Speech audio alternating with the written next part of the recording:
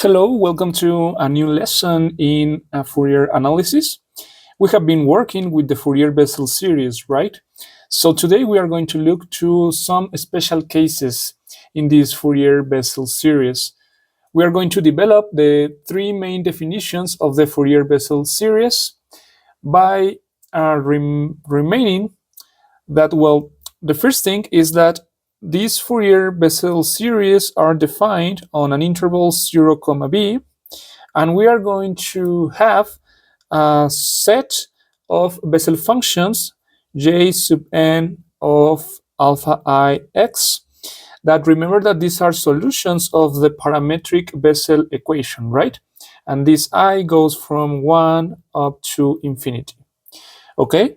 Remember that we constructed a linear combination of these functions to see how to express a function f, an arbitrary function f, right?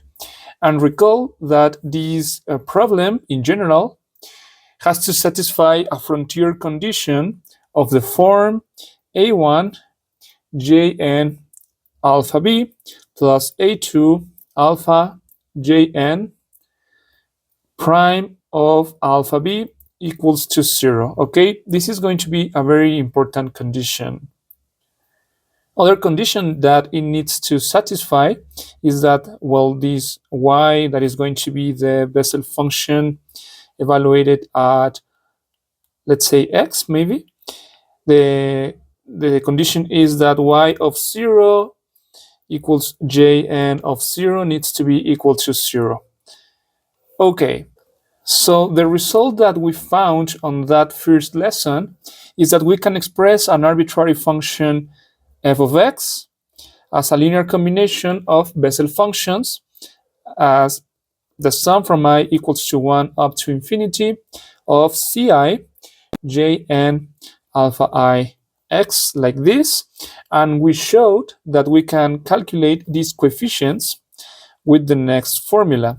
ci equals the integral from 0 to b of x jn alpha I x f of x dx. Recall that this is the inner product between f and j sub n, right? And then this is divided by the norm of jn alpha I x squared. So here is where is going to be the topic of this video, because we do not know what is the form of this norm squared that we have here. So to be able to express the function f as a series, right, we need to find an expression for this element that we have here, and that is what we are going to do. Recall that the norm is the inner product of the Bessel function with itself, right? This is jn alpha I x squared is equal to the integral from 0 to b of x jn squared alpha I x dx. Okay, perfect. So we are going to make use of a very famous relations when solving the Bessel equation, right? We are going to make use of some recurrence relations that involves the derivatives of the Bessel functions. Those relations are the next.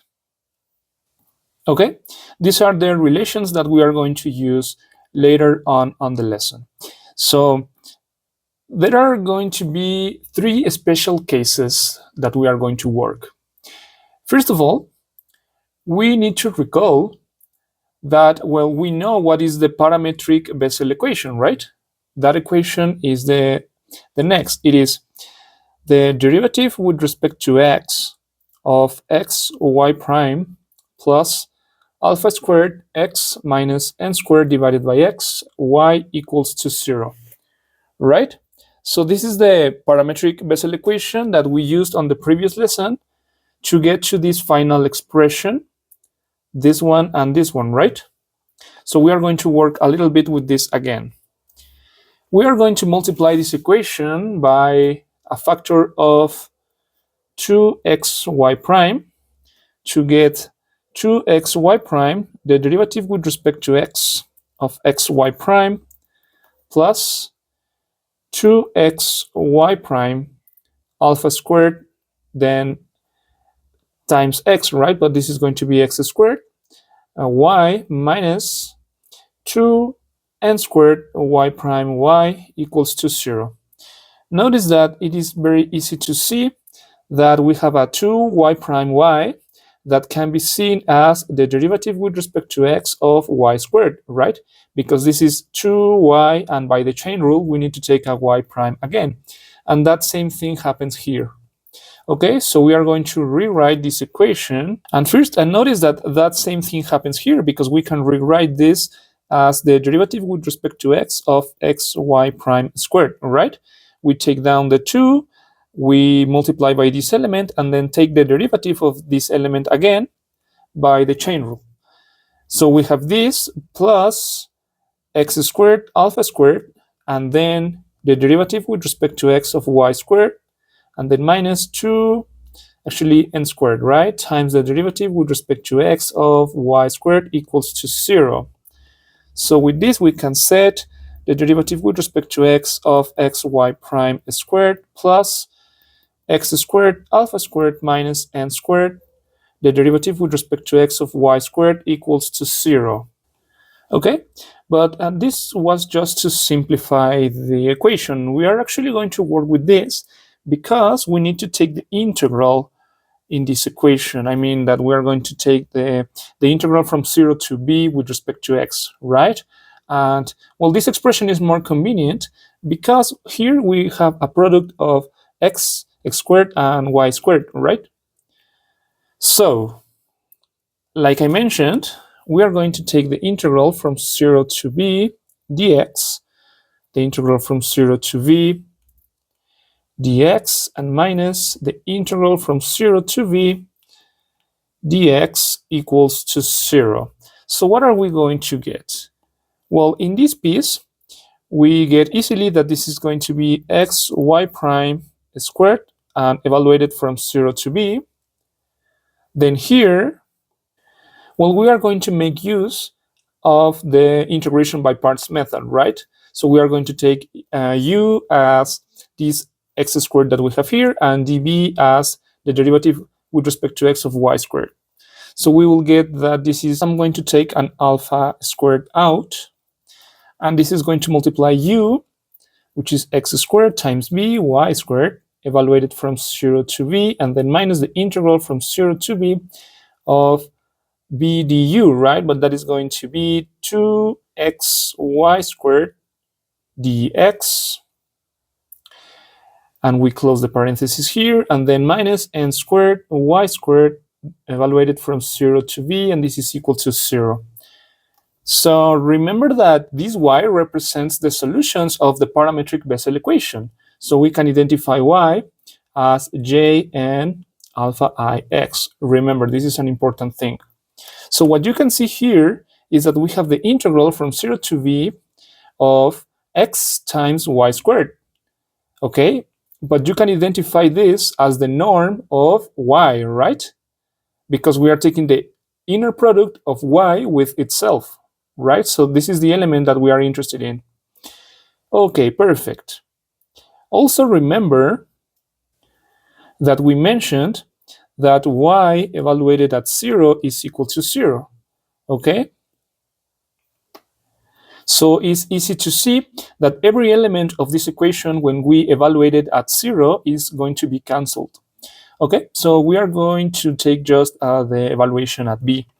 So this is going to be b times, well, it will be y prime of b, all these squared, right? And then plus alpha squared. And then this is going to multiply, well, b squared, y of b, let's say squared here. And then, well, this is going to remain the same. Like, let me write it as minus 2, the integral from 0 to v x y squared dx, and then minus n squared y of b squared equals to 0. Okay, and now we are going to be interested in changing this y for the j, right, which is a Bessel function. So recall that in our solution we have the derivatives of y, right? So if we take the derivative, let's say that this is maybe y equals jn of, let's say, q. If we take the derivative with respect to x of this, we have that y, well, the derivative with respect to x of this is going to be the derivative of jn of q with respect to q, and then the derivative of q with respect to x, right? Like this. But if we identify q as alpha I x, we are going to get that y prime can be seen as alpha, and then j n prime alpha I x, right? So yeah, this is the formula that we are going to use. For example, here, that looking that we have the derivative, right? So what are we going to get? This will be b squared, then alpha squared, and let me omit the I index for now. It's not going to be necessary, but we will retake it later on. So this will be alpha squared, and then j n prime alpha x, like actually alpha b, right? Because we are evaluating at b. Okay, perfect. And this is raised to the second power, of course, plus a squared, b squared, and then j and alpha b squared, then minus 2, it will be alpha squared here, the integral from 0 to v of x, j and alpha x squared dx, and then minus n squared j and alpha b squared equals to 0. And here we are going to solve this equation for this element that we have here to get that 2 alpha squared, the integral from 0 to b of x j n squared alpha x dx, is going to be equal to b squared alpha squared j n prime alpha b squared, right? And then we will get, let me take this as a common factor to get that this is plus j n squared alpha b times alpha squared b squared minus n squared, right? Perfect. So as we mentioned, this is defined as the norm of jn of alpha x, right? So we can say that 2 alpha squared, the norm of jn alpha x squared, is equal to b squared alpha squared jn prime squared of alpha b plus j n squared of alpha b times alpha squared b squared minus n squared. And this is going to be an important result, so let me remark it. Yeah, we are going to be using this result a lot. So here's where it comes the important thing. Remember that I mentioned that we were going to work with 3 different special cases, and we are going to start with the first one, okay? Case number 1. We are going to establish that the frontier condition is going to satisfy that a1 is equal to 1 and a2 is equal to 0. Okay, that is going to be the first case. Recall, in this case, we are taking a1 equal to 1 for simplicity. Okay, so what happens if we do that? Well, remember that the frontier condition says that a1 j n alpha b plus a2 alpha j n prime alpha b is equal to 0. So if a2 is equal to 0, this whole part is equal to 0, and we get that jn of alpha b is equal to 0. So this is going to be the condition necessary for the first case. So if we have that this is equal to 0, we can take it into this equation that we found to get that this element is going to be cancelled, right? This element that we have here is going to disappear. So we will get that 2 alpha squared, the norm of jn alpha x squared, is going to be equal to b squared alpha squared jn prime squared alpha b. Perfect. So with this, we can calculate the norm of jn alpha x. And that is going to be, if we cancel these alpha squareds, it will be jn alpha x, the norm squared is b squared divided by 2 jn prime of alpha b squared. Okay, perfect. But we are not going to be interested in expressing the norm in terms of the derivative of the function, right? We want to express it in terms of the regular function without the derivative. That's why we introduced the recursive relations, these ones that involve the derivatives, right? With this, we can express the derivative in terms of the regular function, but just by switching the index, okay? So how are we going to do this? Well, let me rewrite the equation. Okay, perfect, there it is. That is the equation that we are going to use. So we are going to take the derivative here to get minus n x to the minus n minus 1 jn of x, and then plus x to the negative n jn prime of x equals to minus x to the negative n jn plus 1 of x. Perfect. So here's where we are going to take the change of variable x alpha b, right? To get minus n x to the minus n minus 1 j sub n alpha b plus x to the negative n jn prime alpha b equals to minus x to the minus n jn plus 1 alpha b. Perfect. And why is this? Because remember that we said that jn evaluated at alpha b is equal to 0, right? So with this, we can eliminate this element, right? Because this is equal to 0. So we get that x to the negative n jn prime alpha b is equal to minus x to the minus n jn plus 1 alpha b. With this, we can cancel this x to the minus n like this to get that jn prime alpha b is equal to negative jn plus 1 alpha b. And recall that in the result that we found, we have the jn prime squared. So we are interested in squaring both sides like this to get that jn prime alpha b squared is equal to jn plus 1 alpha b squared. Perfect. So with this, we see that we only need to take out the derivative and increase the index in 1 unit, right? So that means that the result that we have here is going to be the norm of jn alpha x squared equals b squared divided by 2, and then jn plus 1 alpha b squared. Perfect. So with this, we have found what is the norm in the first case.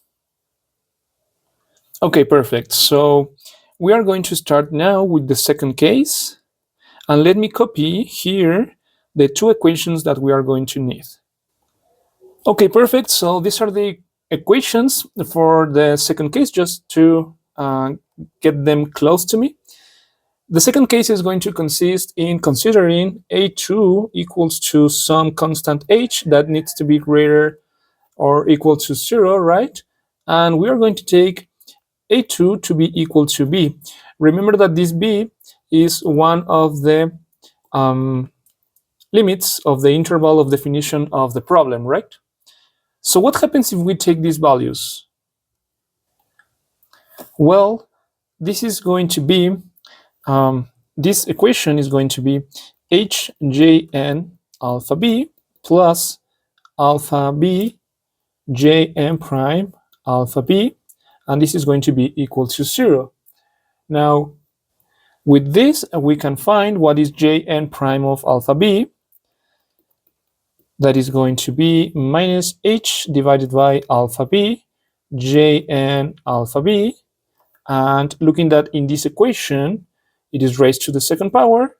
Well, we are going to get that jn prime alpha b raised to the second power is h squared divided by alpha squared b squared jn squared alpha b. Okay, perfect. So we are going to take this result into this red or blue equation, right? To see what are we going to get. Let me rewrite that. This is 2 alpha squared, the norm of jn alpha x squared, and this is equal to b squared alpha squared, and then all this h squared alpha squared b squared jn squared alpha b, and then plus, let me rewrite that here, jn squared alpha b times alpha squared b squared minus n squared. Perfect. So with this, let me factor a jn squared alpha b that is going to multiply. Well, we can cancel this, and it is going to multiply h squared plus alpha squared b squared minus n squared. So with this, we can set that the norm of jn alpha x squared is going to be jn squared alpha b divided by 2 alpha squared times h squared plus alpha squared b squared minus n squared. Perfect. So with this, we have found what is the norm in the second case. Remember that we are finding the norm because it is the element that is left in the definition of the Bessel Fourier series, right? So at the end, we are going to make a resume of how to express this Fourier-Bessel series, but now including these definitions that we found, just to give a final definition of the Fourier-Bessel series. But before doing that, we are going to consider the case number 3, right, where we are going to consider that h is equal to 0 and n is equal to 0. Recall something. This n is the order of the Bessel functions that we are dealing with, right? Is the order of the j. I mean, this index here. It doesn't have to do anything with the coefficients of the frontier condition, right?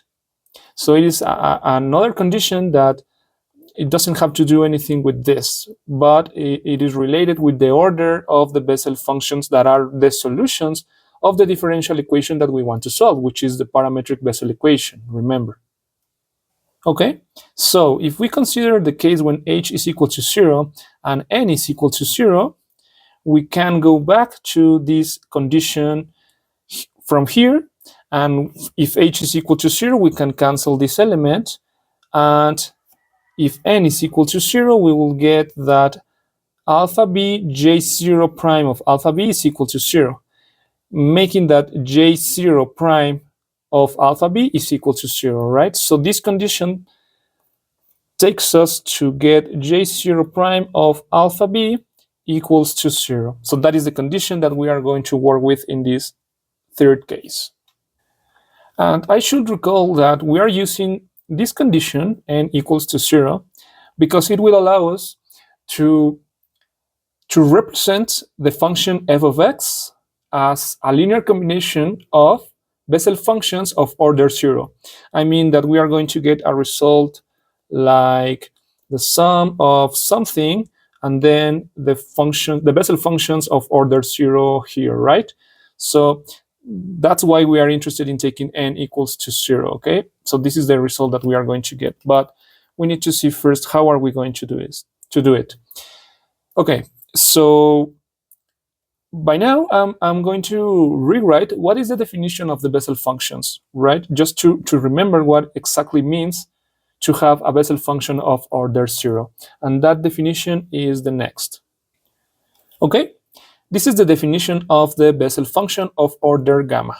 So if we take gamma to be equal to 0, we will get that j naught of x is equal to the sum from n equals 0 up to infinity of minus 1 to the n divided by n factorial. And here we have the gamma function, 1 plus n plus 0, right? And then this is x divided by 2 to the n plus 0, right? So this is j0 of x. Recall that this is the gamma function, right? For now, I'm not going to define it, but I'm going to tell you that gamma of 1 plus n can be seen as n factorial. Okay? Okay, so you can understand the gamma function as another way of calculating the factorial of a number. Okay, perfect. So, first of all, notice something. What happens if we take x to be equal to 0? Well, this element is going to be 0, right? But there is a problem. I mean that looking at n starts at 0, for the first element of this sum, we will get something like 0 to the 0, and that is, well, something illegal in mathematics, right? So what we are going to do to avoid that problem is to take first the first element of the sum when n is equal to 0, and then plus the rest of the sum. Yeah, so let me do it to explain it better. For the first element of the sum, we will get minus 1 to the 0 divided by 0 factorial gamma of 1, right? And then it will be x divided by 2 to the 0 power, okay? And then plus the sum from n equals 1 to infinity of minus 1 to the n divided by n factorial gamma of 1 plus n, x divided by 2 to the 2n. Yeah, I'm just taking the first element of the sum. And as you can see, this whole thing is going to be equal to 1, right? Because this is 1, 0 factorial is 1, gamma of 1 is 1, and this element raised to the 0 power is going to be 1. So with this, we can get that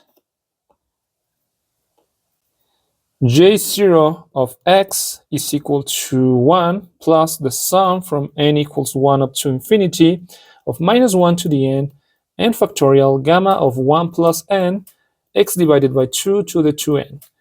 And here is where we are going to evaluate at 0, right? That's the trick. Then j0 of 0 is going to be 1 plus, well, this whole thing evaluated at 0. But you know that if x is equal to 0, all this sum is going to be 0. The important thing here is that we've showed that j0 of 0 is equal to 1. Okay? Perfect. Okay, so if we want to calculate the norm of j0 of 0 squared, well, this is just going to be the norm of 1 squared. And remember that this is defined as, well, the integral from 0 to b of x, and then 1 squared, right? And then the x. But this is a very easy integral to take. This is just going to be x squared divided by 2, evaluated at b, is going to be b squared divided by 2. Okay, perfect. But this is just on a special case. And why is this? Recall this expression that we found. Why didn't we use this expression to get the norm of j0 of 0? We have found this condition over here. Okay, so from this condition, using the recursive relation, we get that j1 alpha b is equal to 0. Okay, remember that if we use that relation, we need to add an index here and take out the derivative, right? So that is what we get. Remember that I mentioned that I wanted to skip the index of the alpha, right? So this element here can be seen as a j1 x1 equals to 0, but x1 can be seen as alpha 1 b equals to 0, meaning that alpha 1 is equal to 0 because b is not 0, right? We said that b is the limit of the interval of definition, so it cannot be 0. So the thing here is that alpha 1 is equal to 0. And that means that this expression that we have here is not valid when alpha is equal to alpha 1, because here we have an alpha dividing, right? So That's illegal. We cannot set this to be equal to alpha 1. Okay, but recall that if alpha is equal to 0, we are going to get, well, a 0 here, right? And if we want to express the sum f in terms of the ordered 0 Bessel functions, when we take the sum of that, we will get something like ci j0 of alpha I x, right? If I goes from 1 up to infinity, the element that corresponds to I equals to 1 will be C1 J0 of 0. But here we mentioned that J0 of 0 is equal to 1. Okay, so the first element of the sum is just going to be C1.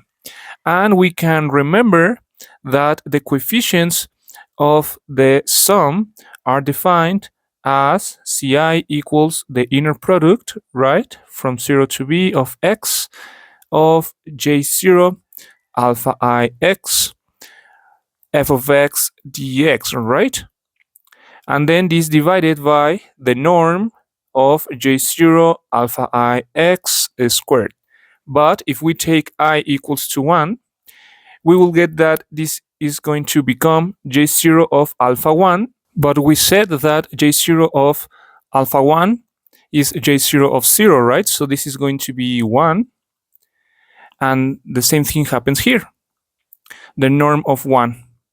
So that means that C1 can be seen as the integral from 0 to b of x f of x dx divided by the norm of 1, right?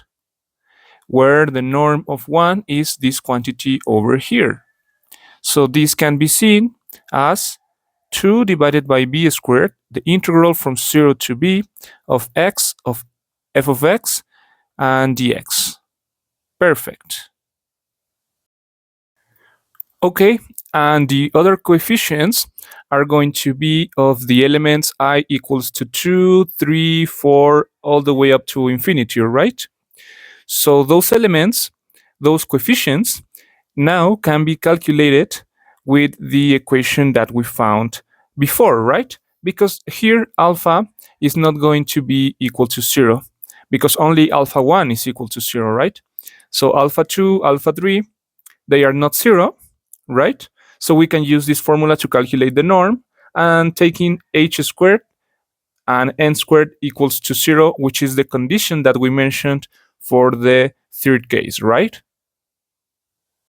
Yeah, if h is equal to 0 and n is equal to 0, we are going to get that the norm of jn alpha x squared is going to be just b squared divided by 2 jn squared alpha b. Okay, perfect. So with this, we are finished with the third special case. And recall that this norm is to complete the definition of the coefficients of the Fourier-Bessel series. So I'm going to resum every case as the definition, the final definition for the Fourier-Bessel series.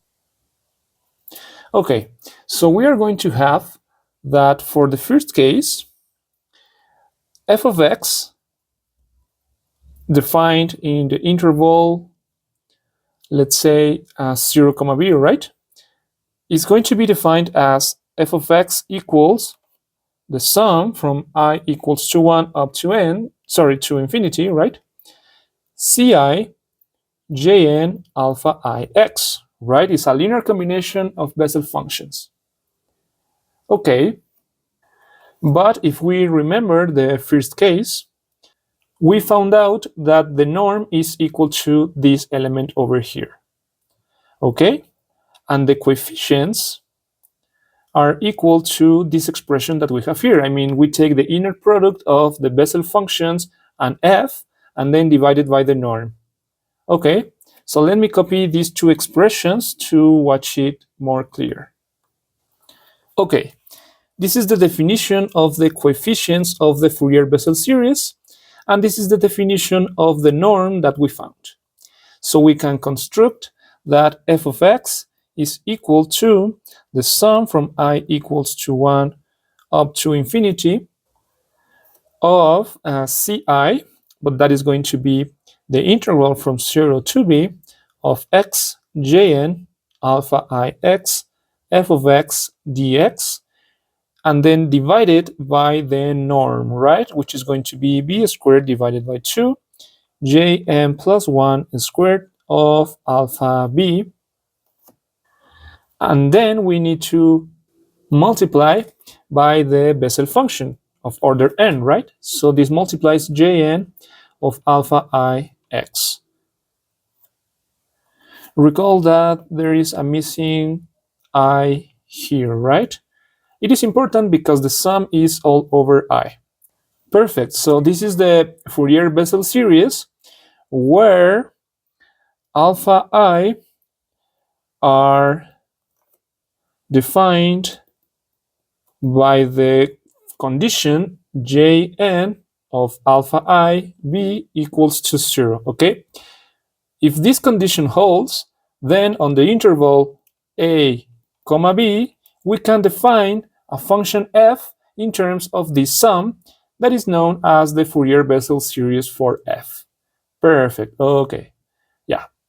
So it's a huge definition, but well, it is what it is. Okay, so let me rewrite the results for the second case. Okay, perfect. So here are the equations that tells us what about the second case. First, again, the definition of f in terms of the Bessel functions as a linear combination, the definition of the coefficients, and here the norm that we have here is defined in this way, right?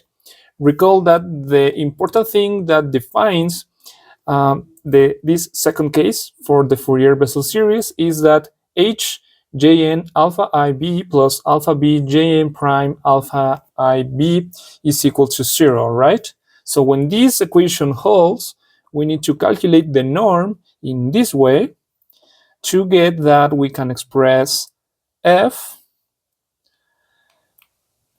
as the sum from I equals to 1 up to infinity of the integral from 0 to b of x jn alpha I x f of x dx divided by the norm, right, which is jn squared alpha b divided by 2 alpha squared, and then this multiplies h squared plus alpha squared b squared minus n squared, and then this times the Bessel functions jn alpha I x. Remember that this definition is subject to this initial condition. Okay, perfect. So yeah, this is like another way to define the Fourier-Bessel series for a specific condition. Okay, so we are going with the third case. Okay, perfect. So these are the results that we need. So as I mentioned, when I is equal to 1, we cannot use this definition, right? We need to use this one, okay? So if we calculate the coefficient when I is equal to 1, remember that we get alpha 1, which is 0, and we are taking the 0 order Bessel functions. So we have here a J0 of 0, but we show that that is 1, right? So that means that C1 is going to be the integral from 0 to v of x f of x dx divided by the norm of J0 of 0. But that is the norm of 1, which is this thing that we have here, this b squared divided by 2. And let me rewrite it as b squared here and a 2 here. Perfect. So that is the first element of this sum, right? The I equals 1 term. So this means that we can express f of x as 2 divided by b squared, the integral from 0 to b of x f of x dx, and then plus the sum from I equals to 2 up to infinity of the integral from 0 to b of x j0 of alpha I x f of x dx, right? And then this is divided by the norm, okay? But that norm is going to be this element here. So we will get b squared divided by 2, j0, right? Because we are working with the zero ordered Bessel functions. This is j0 squared alpha I b, right? And then all these multiplies j0 of alpha I x. Okay, perfect. So this will be the Fourier-Bessel series for the third case. This is the important result. I see that it's a huge sum, but again, well, it is what it is. And remember that the alpha I are subject to the condition j0 prime of alpha I b equals to 0. Okay, so with this, we have defined the third case for the Fourier-Bessel series. And I think this is a good place to finish the lesson. I mean, we have given already the three important cases where we define the Fourier-Bessel series for an arbitrary function f. Okay, so I think I'm going to end the lesson here.